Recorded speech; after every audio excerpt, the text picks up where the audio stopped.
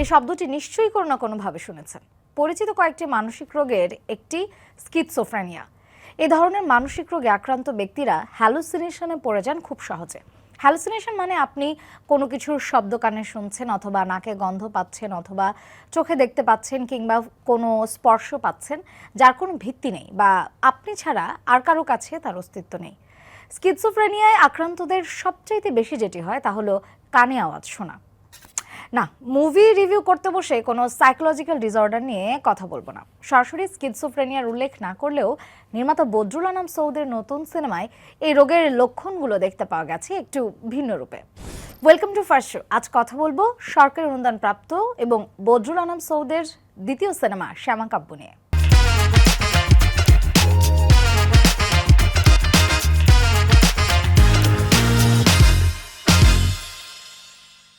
ছবির গল্পের শুরু আজাদকে নিয়ে। ডিভোর্সের পর স্ত্রী নিতুকে হারিয়ে মারাত্মক বিষণ্ণতায় আক্রান্ত হয় আজাদ।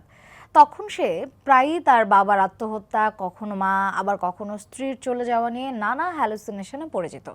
নিজের ডিপ্রেশন কাটাতে একদল ট্যুরিস্টের সঙ্গে সুন্দরবনে ভ্রমণ করতে যায় সে। সেখানে গিয়ে শ্যামা নামের এক তরুণীর সঙ্গে তার পরিচয় হয়।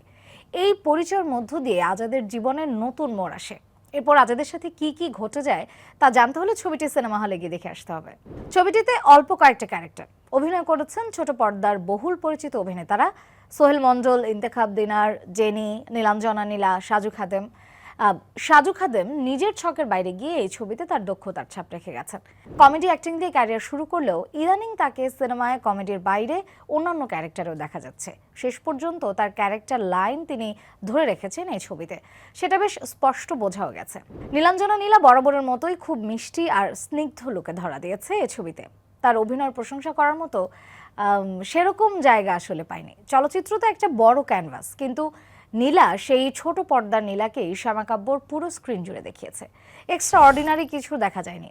অবশ্য এর আগে তিনি শুধু একটি ছবি করেছিলেন, তাও এই একই পরিচালকের সাথে। তাই হয়তো বড় পর্দার ওরিয়েন্টেশনটা তার ঠিকঠাক হয়েই ওঠেনি। সোহেল মন্ডল ২-৩ বছরে তিনি অপ্রতিরোধ্য পারফরমেন্স দিয়ে দর্শকের মনে জায়গা করে নিয়েছেন। ইতোমধ্যে ওপার বাংলায়ও তার অভিনয় বেশ প্রশংসিত হয়েছে। সোহেল খুব বেছে সময় নিয়ে সচেতনভাবে কাজ করছেন, ক্যারেক্টার গ্রিপে রাখার চেষ্টা করছেন, এর প্রতিফলন পর্দায় দেখা যাচ্ছে।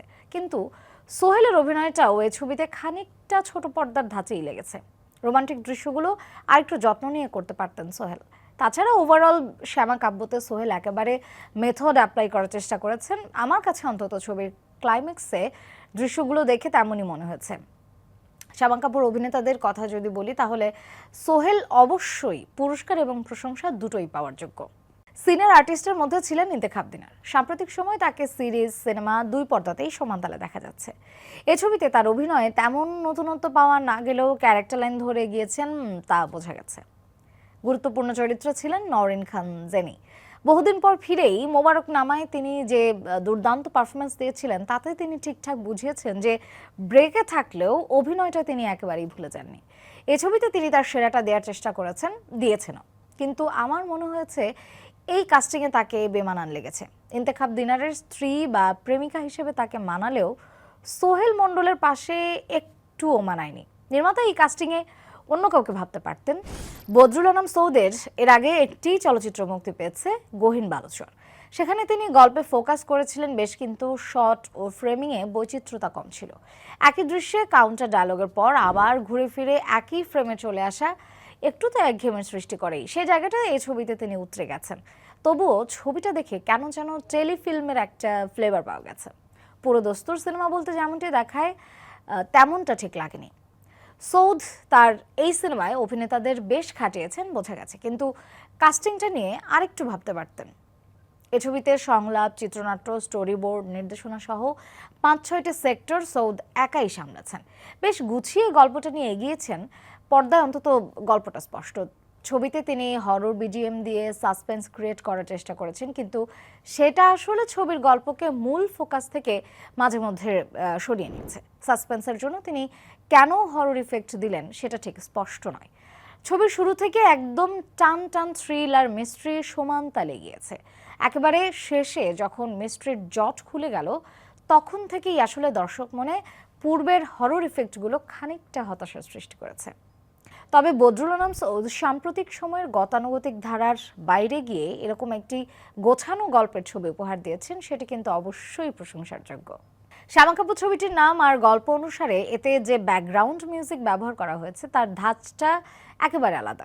ছবির শুরু থেকেই যদি বলি, দুঃস্বপ্ন কিংবা হ্যালুসিনেশনের দৃশ্যগুলোতে, থিয়েট্রিক্যাল অংশগুলোতে যে আবহ সঙ্গীত ব্যবহৃত হয়েছে তা রহস্য বা মিস্ট্রিকে বোঝায়নি, বরং আমার কাছে লেগেছে হরর সিনেমা। বেশিরভাগ জায়গাতেই দেখা গেছে, যেমন শ্যামার বাড়িতে যে ঘটনাগুলো ঘটেছে, তার বাড়ির ছাদে যে ঘটনাগুলো দেখানো হয়েছে, পরিচালক হয়তো মিস্ট্রি ক্রিয়েট করতে গিয়ে হরর ফ্লেভার দিতে চেয়েছেন বলেই এমনটা রেখেছেন, আর নয়তো মিস্ট্রিটা আসলে তারা মিউজিক্যালি দেখাতেই পারেননি। এছাড়া ব্যাকগ্রাউন্ড স্কোর যে দুটি আছে সেগুলো ভালোই লেগেছে, রোমান্টিক আবহ ঠিকঠাক পাওয়া গেছে। সাম্প্রতিক সময়ে ইমন সাহার সঙ্গীতায়োজন বাংলা চলচ্চিত্রে নতুন একটি মাত্রা যোগ করেছে। সিনেমাটা একটু গোলমেলে, রোমান্টিক গল্পের আদলে একটা মানসিক রোগকে প্রমোট করলো নাকি ইমোশনাল কোনো করুণ গল্পকে পোর্ট্রে করতে গিয়ে অহেতুক হরর ফ্লেভার দিয়েছে তা ঠিক বোঝা যায়নি।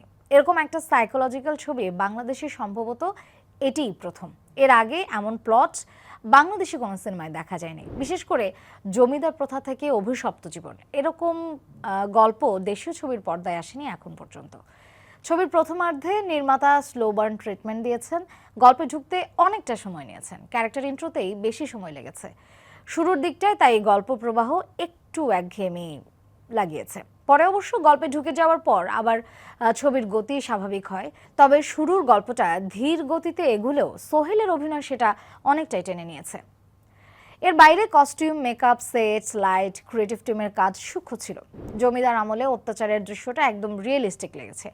ছবির শুরুতে কয়েকটা থিয়েট্রিক্যাল দৃশ্য ছিল, স্বপ্ন বা হ্যালুসিনেশন বোঝাতে যে ফগ দিয়ে জেনের সংলাপ, বাবার আত্মহত্যা, সব মিলিয়ে সেগুলোর আইডিয়াটা ইউনিক লেগেছে। কিন্তু মায়ের চলে যাওয়ার ফ্ল্যাশব্যাক দৃশ্যটায় মা ক্যারেক্টারের মুখটা দেখালো না কেন? সিনেমা হলে চলছে শ্যামা কাপুর। আপনারা ছবিটি দেখে আমাদেরকে জানাতে পারেন কেমন লাগলো সিনেমাটি।